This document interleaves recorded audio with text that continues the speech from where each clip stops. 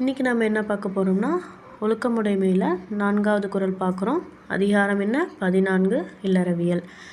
மரப்பினும் ஊத்துக்கொழலாகும் பார்ப்பான் பிறப்பொழுக்கங் குன்ற கெடும்.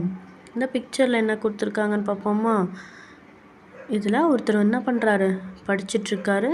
இன்னொன்று என்ன, ஒரு வீடு இருக்குது, அதை 2 பேர் காமிக்கிற மாதிரி இருக்குது. ஆக்சுவலாக என்ன சொல்கிறாங்கன்னா, நூல்களை படிக்கிறோம்ல, அதை மறந்தாலும் என்ன பண்ணிக்கலாம், மறுபடியும் படிச்சுக்கலாம், கற்றுக்கொள்ளலாம். ஆனால் நம்மளோட ஒழுக்கம் போச்சுன்னா என்ன ஆகும், குறைஞ்சிதுன்னா நம்மளால் என்ன பண்ண முடியாது, திரும்ப பெற முடியாது. அதுதான் நூல்களை கற்பவன் கற்றதை மறக்க நேர்ந்தாலும் அதனை மீண்டும் கற்றுக்கொள்ளலாம். ஒழுக்கத்தில் குறைவுபட்டால் அவன் குடும்ப பேர் என்ன ஆகிடும், கெட்டுவிடும். அதுதான் இங்கே சொல்கிறாங்க. நூல்களை கற்றாலும் நம்ம என்ன பண்ணிக்கலாம், திரும்பி